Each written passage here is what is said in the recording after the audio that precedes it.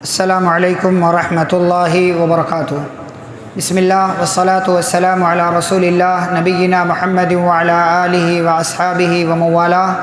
واشهد ان لا الہ الا اللہ واشهد ان محمد رسول اللہ، اما بعد۔ اعوذ باللہ من الشیطان الرجیم، بسم اللہ الرحمن الرحیم۔ قل یا عبادی الذین اسرفوا علی انفسہم لا تقنطوا من رحمۃ اللہ ان اللہ یغفر الذنوب جمیعا انہ هو الغفور الرحیم۔ اسلامی بھائیوں، بزرگوں، نوجوانوں، عزیز بچوں اور اسلامی ماں اور بہنوں، آج کی مجلس میں انشاءاللہ پارہ نمبر 24 کے تعلق سے مختلف باتیں پیش کی جائیں گی۔ اس کی ابتدا میں اللہ رب العالمین نے ایک جو اہم بات بیان کی وہ یہ کہ اللہ نے سوال کیا، الیس اللہ بکاف عبدہ، کیا اللہ اپنے بندوں کے لیے کافی نہیں ہے؟ یعنی جس رب نے، جس اللہ نے اتنے سارے کام اپنے بندوں کے لیے کیا ہے، تو کیا وہ رب اپنے بندوں کے لیے کافی نہیں ہے؟ اس کو الزامی سوال کہتے ہیں، یعنی اتنی ساری چیزیں پھر بھی تم اللہ کا انکار کرتے ہو حالانکہ اللہ تمہارے لیے کافی ہے۔ اس کے بعد اللہ رب العالمین نے اپنی کئی ایک تعریف اور اپنی کئی ایک صفات اور خوبیاں ذکر کی ہیں، اور آگے چل کر ایک بہت اہم خوبی بیان کی ہے۔ وہ بہت اہم خوبی کیا ہے؟ اللہ نے کہا قل، آپ کہہ دیجئے، یا عبادی الذین اسرفوا علی انفسہم، اے میرے وہ بندو جنہوں نے اپنے اوپر ظلم کر لیا ہے، یعنی بہت سارا گناہ ان سے ہو گیا ہے، تو اے میرے بندو لا تقنطوا من رحمت اللہ، اللہ کی رحمت سے مایوس مت ہو۔ یعنی ایسا نہیں ہے کہ بہت سارا گناہ ہو چکا ہے، اب احساس ہو رہا ہے تو پلٹنا چاہ رہے ہو تو اللہ معاف نہیں کرے گا، ایسا نہیں ہے۔ اللہ کی رحمت سے مایوس مت ہو، پلٹ آؤ اللہ کی طرف، اللہ تمہارے گناہوں کو معاف کر دے گا، اس لیے کہ ان اللہ یغفر الذنوب جمیعا، بے شک اللہ تمام گناہوں کو معاف کر دیتا ہے۔ ایک حدیث قدسی کے اندر پیارے نبی صلی اللہ علیہ وسلم نے فرمایا کہ اللہ کہتا ہے، اے انسان، اگر تو میرے پاس زمین کے برابر بھی گناہ لے کر کے آئے، زمین کے برابر بھی گناہ لے کر کے آئے، اور تو مجھ سے اس حال میں ملے کہ تو نے میرے ساتھ شرک نہیں کیا ہے، صرف شرک نہیں کیا، بقیہ سارے گناہ چھوٹے بڑے تیرے پاس ہیں، اگر تو شرک لے کر کے نہیں آتا ہے، زمین کے برابر گناہ تیرے پاس ہیں، تو بھی میں تیرے زمین کے برابر گناہوں کو زمین کے برابر معافی سے جو ہے اس کو ختم کر دوں گا، یعنی زمین کے برابر معافی دے دوں گا۔ اس کا مطلب یہ نہیں ہے کہ ہم گناہ کریں، بلکہ اللہ اپنی رحمت کو بتا رہا ہے کہ یعنی اگر بندوں کے پاس بہت سارے گناہ ہو جائیں لیکن صرف شرک کا گناہ نہ ہو، تب بھی اللہ اس کے سارے گناہوں کو معاف کر سکتا ہے، لیکن ہمیں زیادہ سے زیادہ نیک اعمال کرنے چاہیے تاکہ جو ہے وہ ہم پہلے مرحلے میں ہی کامیاب ہو جائیں، حساب و کتاب سے فارغ ہو جائیں اور اللہ کی جنت ہمیں حاصل ہو جائے۔ پھر اس کے بعد اللہ رب العالمین نے اپنی کچھ اور صفات اور کچھ اور خوبیاں ذکر کی ہیں، قیامت کے قائم ہونے کا تذکرہ کیا ہے، اور پھر جہنمیوں اور جنتیوں کے داخل ہونے کی صفت بیان کی کہ جہنمی جہنم میں کیسے داخل ہوں گے اور جنتی جنت میں کیسے داخل ہوں گے۔ اللہ نے کہا جہنمیوں کو ہانک کر، جہنمیوں کو، کافروں کو ہانک کر جہنم کی طرف لایا جائے گا، جیسے گاؤں وغیرہ میں یا جہاں بھی جانور ہوتے ہیں وہاں ان کو ان کا جو چرواہا ہوتا ہے، چرانے والا ہوتا ہے، وہ ہانک کر لے کر جاتا ہے، وہ ادھر ادھر جو ہے بھاگتے ہیں، جانور بھاگتے ہیں تو ان کو مار کر کے وہ راستے پر لے کر کے آتا ہے۔ تو ایسے ہی فرشتے اللہ کے ان بندوں کو جو مجرم ہیں، کافر ہیں، ان کو ہانک کر جہنم کی طرف لے کر جائیں گے، حتی اذا جاؤہا، اور جہنم کے پاس جب پہنچیں گے، فتحت ابوابہا، تو اس کے دروازے جو ہے وہ کھول دیے جائیں گے، اس کے دروازے کھول دیے جائیں گے، اور جہنم کا داروغہ ان سے سوال کرے گا کیا تمہارے پاس رسول نہیں آئے، پیغمبر نہیں آئے؟ مطلب اس طرف جہنم کی طرف آ رہے ہو تو کیا وجہ ہے؟ کیا تمہارے پاس کوئی ڈرانے والا نہیں آیا، بتانے والا نہیں آیا؟ تو کہیں گے بلا، آیا تو تھا، ولیکن حقت کلمۃ العذاب، لیکن عذاب والی بات جو تھی وہ ہمارے اوپر ثابت ہو گئی، لہٰذا ہم نے ان رسولوں کی بات نہیں مانی۔ تو جہنم کا داروغہ اور فرشتے کہیں گے ادخلوا ابواب جہنم خالدین فیہا، جاؤ یہ جہنم کا دروازہ ہے، ہمیشہ ہمیشہ کے لیے داخل ہو جاؤ، یہ بہت برا ٹھکانہ ہے۔ تو یہ جہنمیوں کے جہنم میں داخل ہونے کی کیفیت ہے کہ کوئی اہمیت نہیں، کوئی ویلو نہیں، بلکہ اٹھا کر ان کو جہنم کے اندر ڈال دیا جائے گا، دروازہ کھلا ہوگا، چلو جاؤ جہنم کے اندر۔ اچھا، جنتیوں کو جب جنت میں داخل کیا جائے گا تو جنتیوں کو لایا جائے گا عزت کے ساتھ، تکریم کے ساتھ، پورے وقار کے ساتھ، پوری ریسپیکٹ کے ساتھ ان کو لایا جائے گا، یہاں تک کہ جب وہ جنت کے دروازوں کے پاس پہنچیں گے تو دروازہ باقاعدہ کھلوایا جائے گا۔ ایسا نہیں ہے کہ پہلے سے دروازہ کھلا ہوگا چلو جاؤ، نہیں، تکریم عزت اس میں ہے کہ بھائی دروازہ جو ہے بند تھا، اب ایک مہمان آیا، اس کے استقبال کے لیے اندر کیا تیاریاں ہو رہی وہ سب کو دکھائی نہیں دے رہا، لیکن جب وہ مہمان گھر میں آ گیا یا گھر کے دروازے پر آ گیا تو اب دروازہ کھولا جائے گا، کیونکہ جس کے لیے تیاری ہو رہی تھی وہ آ چکا ہے۔ پیارے نبی صلی اللہ علیہ وسلم اتنے بڑے مہمان تھے، اور پھر آسمان پر آپ گئے، معراج کے سفر پر گئے تو پہلا آسمان اس کا دروازہ بند، دوسرے آسمان کا دروازہ بند، تیسرے آسمان، ہر آسمان کا دروازہ بند تھا۔ اتنا بڑا مہمان اور اتنی معزز شخصیت جا رہی ہے آسمانوں کی سیر کے لیے، لیکن دروازے بند ہیں۔ کیوں؟ اس لیے کہ اندر جو انتظام ہے فرشتوں کی طرف سے اور دیگر جو ساری چیزیں ہیں وہ ایک بارگی ایسے نہ دکھائی جائیں، بلکہ پہلے استقبال کیا جائے، دروازہ کھولا جائے اور پھر عزت کے ساتھ ان کو اندر لایا جائے۔ کافروں کے بارے میں اللہ نے کہا لایا جائے گا، جہنم کا دروازہ کھلا ہوگا چلو جاؤ اندر، لیکن جنتیوں کے بارے میں کہا کہ جنتیوں کو شاندار طریقے سے استقبال کر کے لایا جائے گا، جنت کے دروازے پر پہنچیں گے، دروازہ باقاعدہ کھلوایا جائے گا، اور دروازہ کھلتے ہی جنت کا داروغہ کہے گا سلام علیکم، آئیے آئیے، آپ کا شاندار استقبال ہے، آپ کے لیے سلامتی ہو، طبتم، آپ کی زندگی اچھی ہو، آپ مبارک ہوں، فادخلوها خالدین، اور تم ہمیشہ ہمیشہ کے لیے جنت میں داخل ہو جاؤ۔ جنتی جنت میں داخل ہوں گے، اللہ کا شکر ادا کریں گے، الحمدللہ الذی صدقنا وعدہ، تمام تعریف اس اللہ کے لیے جس نے اپنا وعدہ سچا کر دکھایا کہ نیک عمل کرو گے جنت ملے گی، ہم نے نیک عمل کیا تھا جنت مل گئی، وَأَوْرَثَنَا الْأَرْضَ، اور اس نے زمین میں بھی ہمیں جو ہے بہت ساری چیزیں دی تھی، اب یہاں پر ہمیں جنت دے دی ہے، جہاں چاہیں ہم رہیں، فَنِعْمَ أَجْرُ الْعَامِلِينَ، اللہ نے کہا عمل کرنے والوں کا اجر کتنا ہی بہترین ہے۔ یہاں پر سورۃ الزمر مکمل ہوتی ہے اور اس کے بعد سورۃ المؤمن جس کا ایک نام الغافر ہے اس کا آغاز ہوتا ہے، اور اس کی ابتدا میں اللہ نے پہلے اپنی تعریف وغیرہ ذکر کی ہے، پھر فرشتوں کا تذکرہ کیا ہے کہ فرشتے جو ہیں وہ اللہ سے رحمت کی اور مغفرت کی دعائیں کرتے ہیں، جہنم سے بچانے کی دعائیں کرتے ہیں، کس کے لیے؟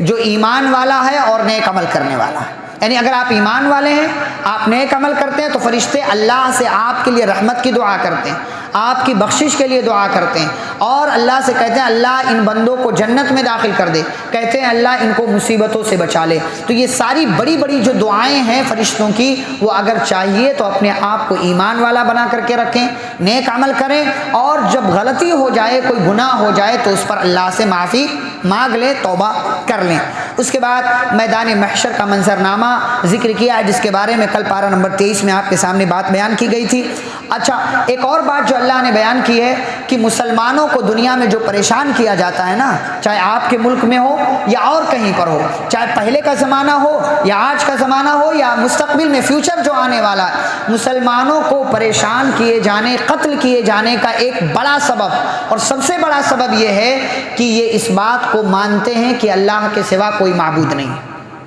یہ اللہ نے سورہ بروج جو پارہ نمبر 30 ہے وہاں ذکر کیا، وَمَا نَقَمُوا مِنْهُمْ إِلَّا أَن يُؤْمِنُوا بِاللَّهِ الْعَزِيزِ الْحَمِيدِ، کہ کافروں نے مسلمانوں سے صرف اس لیے بدلہ لیا، ان کو اس لیے سزا دی، اس لیے کہ ان کا عقیدہ ہے، ان کا ایمان اللہ رب العالمین پر ہے، یہ مانتے ہیں کہ اللہ کے سوا کوئی معبود نہیں۔ تو آپ نے اگر مان رکھا ہے کہ اللہ کے سوا کوئی سچا معبود نہیں ہے تو یقین مانیں آپ کی زندگی میں پریشانیاں آئیں گی، آپ کو ستایا جائے گا، اور امید ہے یا ممکن ہے کہ آپ کو اس راستے میں اپنی جان بھی گنوانا پڑے، لیکن اپنے ایمان کے ساتھ کبھی بھی آپ سودا نہ کریں، اپنے ایمان کو باقی رکھیں، اس لیے کہ اسی میں خیر ہے اور اسی کے اندر نجات ہے۔ پھر آگے بڑھیں تو اللہ رب العالمین نے آیت نمبر 45 سے 46 میں اس بات کا تذکرہ کیا کہ عذاب قبر جو ہے وہ برحق ہے، قبر کے اندر عذاب ہوتا ہے، قبر کے عذاب کی ہمیں فکر ہونی چاہیے، قبر کے عذاب کے تعلق سے ہمیں خود کو بچانے کی کوشش کرنا چاہیے۔ اللہ نے کہا کہ جو فرعون ہے اور اس کے فیملی کے جو لوگ ہیں، یعنی جو کافر تھے، جو اس کے اپنے لوگ تھے، اس کے کفر کرنے والے، ان لوگوں کو صبح اور شام روزانہ جہنم کی آگ ان کے اوپر پیش کی جاتی ہے، مطلب جو ان کی برزخی زندگی چل رہی ہے، اس دنیا کے اور آخرت کے بیچ کی جو زندگی ہے مر جانے کے بعد، ان کو اللہ کہتے ہیں ہر صبح ہر شام کو ان کے اوپر اوپر آگ کو، جہنم کو پیش کیا جاتا ہے۔ یہ بتلانے کے لیے اللہ نے بیان کیا کہ قبر کا عذاب، برزخی زندگی میں سزائیں ملنا یہ برحق ہے۔ اگر انسان گنہگار ہے تو اس کو قبر کے اندر سزائیں دی جاتی ہیں۔ پیارے نبی صلی اللہ علیہ وسلم ایک مرتبہ ایک جنازے کے لیے تشریف لے گئے۔ جنازہ ابھی آیا نہیں ہوا تھا، بہت سارے صحابہ پہلے پہنچ گئے تھے۔ آپ صلی اللہ علیہ وسلم زمین پر بیٹھے ہیں اور آپ کے ہاتھ میں ایک لکڑی ہے، اس لکڑی سے زمین کی مٹی کو کورید رہے ہیں۔ آپ کی آنکھوں سے آنسو بہنے لگے۔ صحابی رسول حضرت برا بن عازب رضی اللہ تعالیٰ عنہ کہتے ہیں کہ میں نے دیکھا آپ صلی اللہ علیہ وسلم رو رہے ہیں، اور تھوڑی دیر کے بعد جب میری نظر پڑی تو آپ اتنا زیادہ رو رہے تھے، حتی بل الثرا، یہاں تک کہ آپ کے آنکھوں سے آنسو جو نکل رہے تھے، ان آنسوؤں کی وجہ سے جہاں آپ بیٹھے تھے وہاں کی زمین بھیگ گئی۔ اور آپ نے روتے ہوئے اپنے صحابہ سے کہا، بڑی محبت سے ارشاد فرمایا، یا اخوانی لمثل ھذا فاعدوا، اے میرے بھائیوں، اے میرے ساتھیوں، اے میرے صحابہ، یہ قبر ہے، اس جگہ کے لیے تیاری کرو، اس جگہ کے لیے تیاری کرو۔ ٹھکانہ قبر ہے تیرا، عبادت کچھ تو کر غافل۔ کہاوت ہے کہ خالی ہاتھ گھر جایا نہیں کرتے، ہم اور آپ گاؤں جاتے ہیں، اپنے کسی رشتہ دار سے ملنے کے لیے جاتے ہیں، کچھ نہ کچھ لے کر کے جاتے ہیں، لڑکوں کے لیے، گھر والوں کے لیے۔ ہمارا جو اصل ٹھکانہ ہے وہ دنیا نہیں ہے، قبر کی زندگی ہے، اور اس کے بعد آخرت کی زندگی ہے۔ تو وہاں پر جانا ہے، وہاں پر ہم کو پہنچنا ہے، تو وہاں پر کچھ اچھا لے کر کے جائیں، اچھا جو ہے، تاکہ بعد کی زندگی جو ہے وہ ہماری اچھی ہو جائے۔ کچھ اچھا کر کے جائیں تاکہ دنیا کے اندر آپ کے دنیا سے چلے جانے کے بعد آپ کی ان نیکیوں کا فائدہ آپ کو قبر کی زندگی میں ہو۔ قبر کا عذاب برحق ہے، قبر کی زندگی برحق ہے، مر جانا برحق ہے، مر کر کے قبر میں جانا ہے۔ اور جو انسان جہاں مر جائے اور جس جگہ اس کا انتقال ہو جائے، گویا کہ اس کی برزخی زندگی چالو ہو گئی ہے، دنیا کے بعد کی زندگی چالو۔ کوئی جو ہے ڈوب کر مرتا ہے، کوئی جو ہے جل کر مرتا ہے، کوئی کہیں مر جاتا ہے، کسی کے لاش کا ہی پتہ نہیں چلتا۔ تو اس کا مطلب یہ نہیں ہے کہ اگر وہ گنہگار ہے تو اس کو عذاب نہیں ہوگا، یا اگر وہ نیک ہے تو اس کو جو ہے وہ جنت کی کھڑکیاں اس کے لیے نہیں کھلیں گی، بلکہ برزخی زندگی جیسے ہی چالو ہو گئی تو سارا معاملہ اس کے ساتھ اس کے اچھا یا برا ہونے کے اعتبار سے شروع ہو جاتا ہے۔ تو قبر کے عذاب کے تعلق سے ہمیں فکر ہونا چاہیے اور قبر کی زندگی کی تیاری کرنا چاہیے۔ پھر اس کے بعد اللہ نے اپنا ایک وعدہ ذکر کیا کہ اللہ مومنوں کو غلبہ ضرور عطا کرے گا، یعنی اگر میرے جو بندے ہیں اگر وہ ایمان والے ہیں، اللہ پر ان کا مکمل ایمان ہے، تو اللہ کہتے ہیں ہم ایسے مومن بندوں کی ضرور مدد کریں گے، دنیا میں بھی اور آخرت میں بھی۔ لہٰذا ہمیں ایمان کے ساتھ زندگی گزارنا چاہیے اور رب پر ہمیشہ اور ہر صورت حال میں بھروسہ رکھنا چاہیے۔ پھر اللہ نے دعا کے تعلق سے بات بیان کی، فرمایا کہ آپ کا رب یہ کہتا ہے مجھے پکارو، میں تمہاری پکار کو، تمہاری دعاؤں کو قبول کروں گا، اور دعا یہ سب سے بڑی عبادت ہے۔ اللہ نے کہا جو لوگ میری عبادت سے یعنی دعا مانگنے سے منہ موڑتے ہیں، ایسے لوگوں کو بہت جلد رسوا اور ذلیل کر کے جہنم کے اندر میں ڈال دوں گا۔ پھر اللہ نے انبیاء اور رسولوں کا تذکرہ کیا، انبیاء اور رسولوں کا تذکرہ کیا، اور ان کی سچائی کے لیے جو اللہ نے معجزے بھیجے، جو اللہ نے کرشمے دنیا کے اندر کیے، اس کا تذکرہ کیا۔ اچھا، یہاں پر ایک بات جو اللہ نے مینشن کیا ہے، وَلَقَدْ أَرْسَلْنَا رُسُلًا مِّن قَبْلِكَ مِنْهُمْ مَنْ قَصَصْنَا عَلَيْكَ وَمِنْهُمْ مَنْ لَمْ نَقْصُصْ عَلَيْكَ۔ دنیا میں اللہ نے کتنے پیغمبر بھیجے؟ 1,00,000 سے اوپر، 1,00,000 سے اوپر نبی اور رسول کو کتنی تعداد ہے فکس نہیں ہے، لیکن 1,00,000 سے اوپر اللہ نے دنیا میں نبی اور رسول بھیجے۔ اب اتنے نبیوں اور رسولوں میں سے قرآن میں کتنے نبیوں کا تذکرہ آیا؟ 25، صرف 25۔ 1,00,000 میں سے صرف 25 نبیوں کا تذکرہ۔ آپ اس کو 0.00% بھی کہہ سکتے ہیں، مطلب اس میں بعد میں ایک ایڈ ہو جائے گا، اتنا مطلب 1,00,000 میں سے 25 کیا ہے؟ صرف 25 کا تذکرہ کیا۔ تو کیا مطلب بقیہ جن لوگوں کا اللہ نے تذکرہ نہیں کیا ان کی کوئی اہمیت نہیں ہے، انہوں نے کوئی کام نہیں کیا، یا ان کا اللہ کے ہاں کوئی مقام نہیں ہے؟ کیا انہوں نے اپنی ذمہ داریاں کیا پوری نہیں کی؟ کہنے کا مطلب یہ ہے کہ ہم جو ہیں پیغمبر آئے دنیا میں اپنا کام کر کے چلے گئے، اللہ نے کسی کا نام ذکر کر دیا، کسی کے بارے میں تفصیل سے بیان کر دیا، کسی کے بارے میں کچھ نہیں بتایا۔ تو کیا مطلب وہ سارے جن کا تذکرہ نہیں ہوا، جن کا نام نہیں آیا، کیا وہ برے تھے؟ کیا انہوں نے کوئی اچھائی نہیں کی؟ نہیں، ایسے ہی دنیا میں ہم جو ہیں اللہ کے بندوں کے لیے کام کرتے چلے جائیں، اچھائیاں کریں، اللہ کی خاطر اخلاص کے ساتھ کام کرتے چلے جائیں، کہیں ہمارا تذکرہ ہو نہ ہو، کہیں ہمارا تذکرہ، ہمارا نام آئے یا نہ آئے کہ فلانے نے یہ دیا تھا، فلانے نے یہ دیا تھا، فلانے بھائی 12 لوگوں نے دیا تھا، 10 لوگوں کا نام آ گیا، 2 لوگوں کا نام نہیں لیا، تو اس میں ناراض ہونے کی ضرورت نہیں ہے۔ ٹھیک ہے ان لوگوں کو آپ کا نام بھی لینا چاہیے تھا لیکن نہیں آیا تو ٹھیک ہے، ناراض کیوں ہوتے ہیں آپ؟ کیا وہ بقیہ جن انبیاء کا تذکرہ نہیں کیا اللہ نے قرآن میں یا حدیث میں جن کا تذکرہ نہیں کیا، وہ سارے نبی ناراض ہو جائیں اللہ سے؟ اللہ آپ نے تو ہمارا تذکرہ ہی نہیں کیا، حالانکہ ہم نے بھی کام کیا، ہم بھی دنیا میں گئے، ہم نے بھی توحید کی طرف بلایا، ہم کو بھی مارا گیا، پریشان کیا گیا، ستایا گیا، ہمارا تو آپ نے نام ہی نہیں لیا، کیا وہ سارے رسول اللہ سے ناراض ہو جائیں؟ نہیں، آپ کا کام، میرا کام، اپنا کام کرتے چلے جانا ہے۔ اجر کی ذمہ داری جو ہے اللہ رب العالمین کا، اجر دینے والا اللہ، اور وہ سب دیکھ رہا ہے کہ آپ نے کتنا کیا ہے، کب کیا ہے، کس کے لیے کیا ہے، کیوں کیا ہے، اور کتنا کیا ہے، کس نیت سے کیا، ساری چیزیں وہ جان رہا ہے۔ اس پر اپنے تمام معاملات چھوڑ دیں، یہاں نہ صحیح لیکن آخرت میں آپ کے ان کاموں کا پورا پورا بدلہ اللہ کی طرف سے آپ کو ضرور ملے گا۔ اس کے بعد یہاں پر سورۃ المومن مکمل ہوتی ہے، پھر سورہ حامیم سجدہ جس کا ایک نام سورہ فصلت بھی ہے، اس کا آغاز ہوتا ہے، اور اس کے شروع میں اللہ رب العالمین نے قرآن وغیرہ کا تذکرہ کیا، اور پھر آیت نمبر 9 سے 12 میں زمین و آسمان کے پیدا کرنے کا اللہ نے تذکرہ کیا۔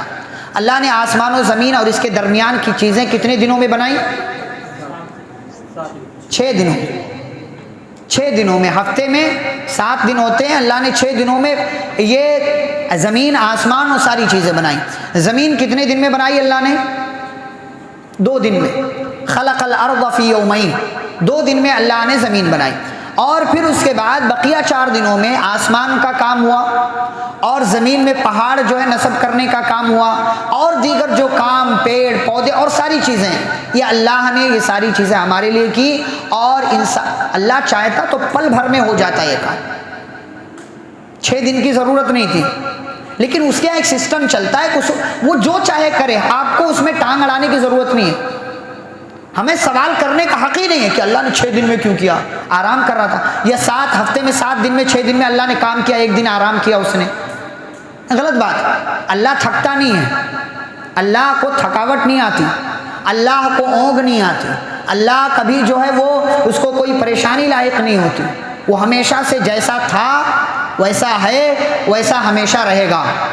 اس کے کاموں میں سوال نہیں، اس کے کاموں میں چوں چرا نہیں، اس کے کاموں میں کیوں نہیں، اس کے کاموں میں اس لیے اور اگر اور مگر اور نہ جانے کیا کیا، ان ساری چیزوں کی، ان سارے الفاظ کی کوئی گنجائش نہیں ہے۔ اس نے جو کیا وہ کیا، اس نے جو نہیں کیا نہیں کیا، اس کی حکمت، اس کا کام، اس کے فیصلے، اس کا سسٹم، اس کا نظام، ہم بندے، ہمارا کام ماننا ہے، وہ رب ہے، اس کا کام کرنا ہے، وہ جو چاہے کرے، ہمارا کام صرف اور صرف مان لینا ہے، اور یہی اصل ہماری ذمہ داری ہے۔ پھر اس کے بعد آگے بڑھیں تو اللہ رب العالمین نے میدان محشر میں انسانوں کی باڈی کے جو پارٹس ہیں، ہاتھ، پیر، کان، آنکھ، یہ ساری چیزیں انسان کے خلاف گواہی دیں گی، جو اس سے پہلے بات آ چکی ہے۔ اور پھر آگے بڑھیں تو اللہ نے قرآن کی تاثیر اور کافروں کا رویہ ذکر کیا ہے کہ جب پیارے نبی صلی اللہ علیہ وسلم قرآن پڑھتے تھے تو چونکہ وہ قرآن سمجھتے تھے تو قرآن کی تاثیر میں وہ کہیں ڈوب نہ جائیں اور قرآن سن کر کے ایمان نہ لے آئیں، اسی لیے وہ آپس میں کہتے تھے کہ جب محمد قرآن پڑھیں صلی اللہ علیہ وسلم تو تم لوگ زور زور سے شور مچایا کرو، لعلکم تغلبون، تاکہ تمہاری باتوں کے چکر میں ان کے قرآن کی آواز دوسروں تک نہ پہنچے۔ اس سے ایک مثال میں بیان کروں، میں یہ نہیں کہہ رہا ہوں کہ کافر ہیں ایسا کرنے والے، لیکن ہمارے ہاں دیکھیں نماز میں آتے ہیں لوگ تو کسی کا موبائل چالو ہے، کیا مطلب نماز میں فون اٹھائیں گے آپ؟ سائلنٹ کر لیں اس کو، نماز کے بعد تو دیکھتے ہی ہیں نا، پتہ چل جائے گا کس کا کال آیا تھا۔ بعض لوگ وہاں بھی چالو کر کے رکھیں، نہیں ایسا لگتا ہے کہ مطلب بند کر دیں گے تو شان میں گستاخی ہو جائے گی ان کی، بند کریں وہاں پر۔ ارے کبھی مطلب آن رہ گیا مسئلہ نہیں ہے، بھول جاتے ہیں، لیکن مطلب کسی کا بھی بچ رہا ہے، کہیں بھی بچ رہا کچھ بھی، اور کمال کی بات یہ بند بھی نہیں کرتے ہیں۔ آپ کی نماز میں بھی خرابی، دوسروں کی نماز میں بھی خرابی، اور بہت سارے لوگ ایسے قرآن پڑھ رہے ہیں زبردستی کا کھانسے جا رہے ہیں۔ کچھ لوگ ایسے ہیں بھائی کھانسی آتی ہے چلے ٹھیک ہے، کنٹرول کرنا چاہیے، کھانسے جا رہے ہیں، ایک کھانس رہا، دوسرا چالو، تیسرا چالو، چوتھا چالو، یہ قرآن پڑھ رہے ہیں بھیا، آپ قرآن سن رہے ہیں، ٹھیک ہے سمجھ میں نہیں آ رہا لیکن سنیں تو صحیح۔ ڈسٹرب ہوتا ہے وہاں پر۔ یہ جو بھی امام ہے، یہ مطلب صرف تراویح کی بات نہیں ہے، عام دنوں میں بھی قرآن پڑھا جائے تو غور سے سنو، غور سے سنو، یہ قرآن کا حق ہے آپ کے اوپر۔ ورنہ یہ بے ادبی ہے کہ آپ کو کھانسی آ رہی ہے، ٹھیک ہے کوئی مسئلہ نہیں، کنٹرول کریں، کنٹرول نہیں ہو رہی آ جائے، یہ فطرتی ہے، لیکن کھانسی آ نہیں رہی ہے، زبردستی ہے، گلا کھکھار کر صاف کیے جا رہے ہیں، ایسا لگ رہا ہے کہ مطلب بعد میں بھی 1 گھنٹے کی اسپیچ دینا ہے آپ کو، غلط بات ہے یہ سب، یہ قرآن کے ساتھ بے ادبی ہے، یہ ادب کے خلاف ہے، اس چیز سے ہمیں بچنا چاہیے۔ بہت سارے لوگ لمبی لمبی ڈکار لیتے ہیں نماز میں، کھا کر کے آ جاتے ہو، کھڑے رہتے ہو، ڈکار لے رہے ہیں، ایسا لگ رہا ہے کہ مطلب کیا مطلب سب پیٹ بھر کر کے یہیں پر آنا اور یہیں پر ساری چیزیں غلط بات ہے، غلط بات ہے، ہم سمجھتے نہیں ہیں، ہمیں لگتا ہے کہ نہیں یہ تو بس ہاں جیسے کھیت میں کھلیان میں بیٹھے ہیں جو چاہیں کرے ویسے یہاں بھی ہیں، اللہ کے سامنے ہے، قرآن پڑھا جا رہا ہے، تلاوت ہو رہی ہے، سب سے معزز کتاب پڑھی جا رہی ہے، سمجھ میں نہیں آ رہا ہے لیکن سنیں تو صحیح اس کو، سنیں اس کو، اور اپنے اوپر